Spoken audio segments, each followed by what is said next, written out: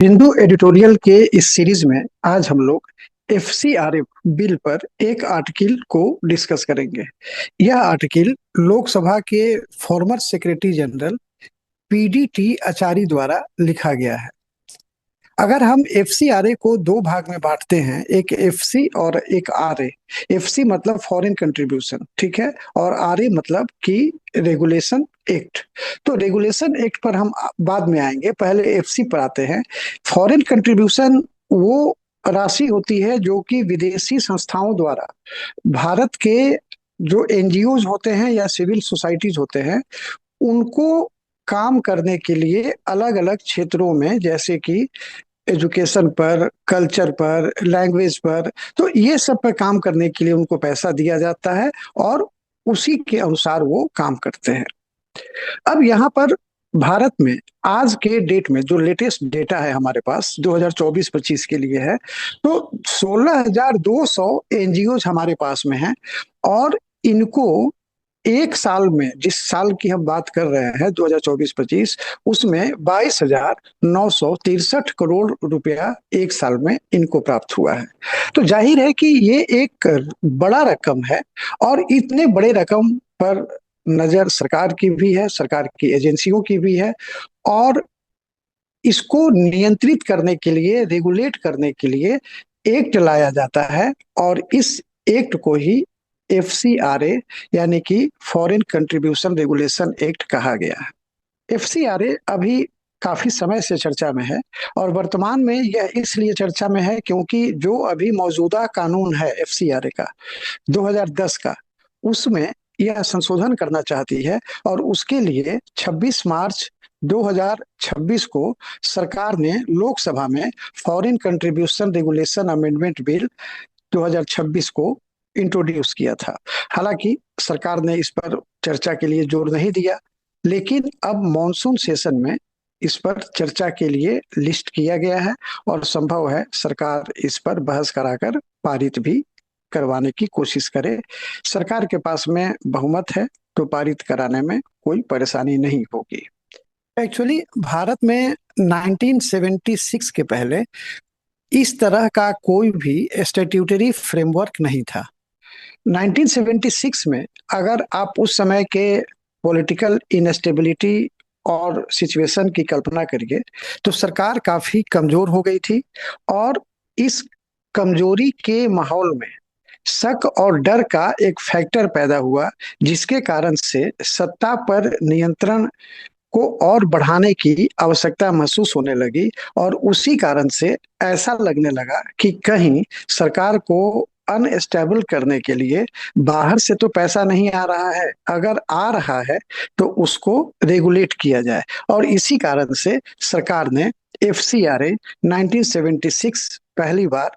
लाई। वास्तव में अगर देखा जाए तो सरकार को वैसे लोग जो कि भारत के इंटरेस्ट के अगेंस्ट में काम कर रहे थे या करने का उन पर शक था, उनके अकाउंट में फॉरेन इनफ्लो को लेकर काफी परेशानी थी कि उस फॉरेन मनी के इनफ्लो को कैसे रेगुलेट किया जाए और रोका जाए। इसी तरह का माहौल 2010 में भी बना, जब कई एनजीओज और सिविल सोसाइटी ने सरकार के खिलाफ कई तरह के प्रदर्शन का आयोजन किया और एक सरकार के अंदर में एक प्रकार की कमजोरी बढ़ने लगी, डर बढ़ने लगा। उस समय भी सरकार का ध्यान इस फैक्टर पर गया और सरकार ने 1976 वाले एक्ट को हटाकर एफसीआरए 2010 को इनेक्ट किया और उसको लागू किया।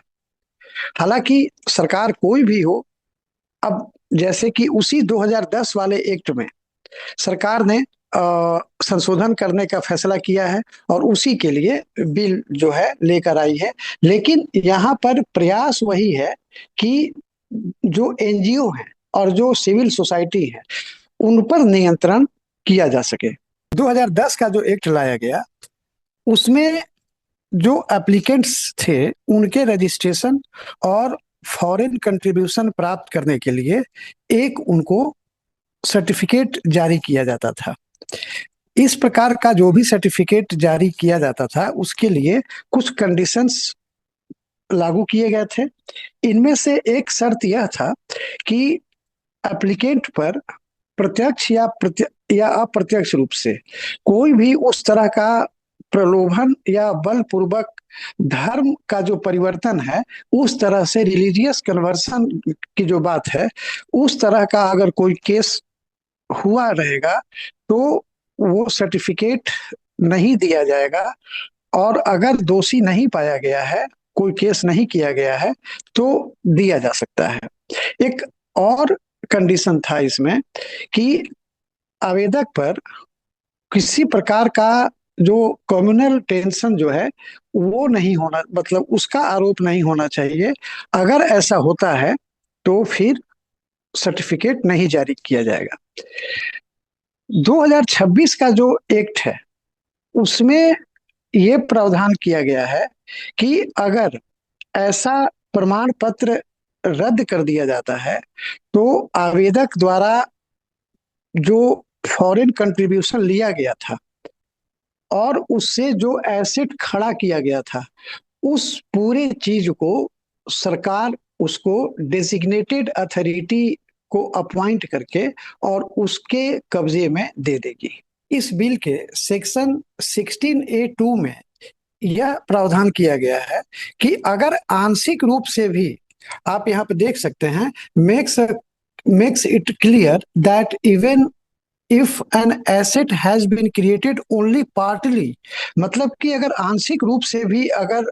कुछ एसेट बनाया गया है तो वो पूरा संपत्ति डेजिग्नेटेड अथॉरिटी के कब्जे में आ जाएगा। इस प्रकार जो कोई भी सर्टिफिकेट जो है उसको रद्द करना सरकार के लिए आसान हो जाएगा। और इसमें डर ये बात का रहेगा कि उस एनजीओ का पूरा एसेट जो है सरकार ले लेगी। अब इसी बिल के सेक्शन 14 में जो क्लाउज 1C है उसमें ये प्रोवाइड किया गया है कि यदि केंद्र सरकार की राय में जनहित, आप जनहित समझ सकते हैं कि कितना ये पब्लिक इंटरेस्ट जो है ये कितना वेग टर्म है, और अगर उसके अगेंस्ट में अगर है तो फिर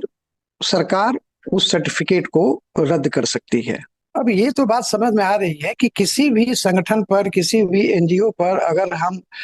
उस तरह का धर्म परिवर्तन का, सांप्रदायिक हिंसा का या सांप्रदायिक गतिविधि का, हिंसा तो बहुत बड़ा चीज हो गया, लेकिन धर्म परिवर्तन वगैरह के आधार पर शिकायत दर्ज करना काफी आसान काम होता है। और अगर उस आधार पर सर्टिफिकेट रद्द कर दिया जाए और उसके पूरे फॉरेन कंट्रीब्यूशन को जब्त कर दिया जाए, एसेट को जब्त कर लिया जाए, तो फिर ये काफी मुश्किल हो जाएगा किसी भी बढ़िया एनजीओ के लिए काम करना। यही नहीं, जो सेक्शन 16A(1)(b) है उसमें ये भी प्रोवाइड किया गया है इस बिल का जो है कि विदेशी कंट्रीब्यूशन से जितना भी आपने एसेट बनाया है, अगर आप अपना सर्टिफिकेट किसी कारणवश सरेंडर करते हैं, आपको लग रहा है कि अब हम एनजीओ का काम नहीं करेंगे, और आप अपना सर्टिफिकेट सरकार को सरेंडर करते हैं, तो उस परिस्थिति में आपका जो एसेट है जो कि उस फॉरेन कंट्रीब्यूशन से बनाया गया है वो भी डेजिग्नेटेड अथॉरिटी के कब्जे में चला जाएगा। और अंत में ये भी इसमें प्रोवाइड किया गया है कि किसी भी संगठन या संगठन का जो कैटेगरी है, अगर सरकार चाहे तो उसको छूट भी प्रदान कर सकती है। अब छूट देना नहीं देना सरकार के विवेक पर डिपेंड करेगा। और इसके कारण से ये भी कहा जा रहा है कि जो आर्टिकल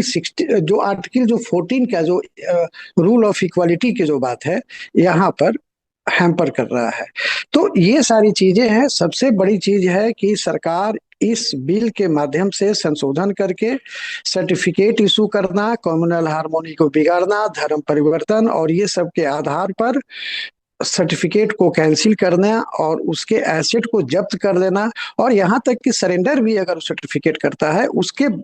आधार पर भी उसके पूरे एसेट को जब्त कर लेना जो कि उस एसेट से क्रिएट किया गया है, जो कि फॉरेन कंट्रीब्यूशन से मिला है। ये चिंताजनक है। तो इसी सब के कारण ये एफसीआरए बिल चर्चा में है और इसके आलोचक भी इसमें ये सब बात को उठाकर इसकी आलोचना कर रहे हैं। सरकार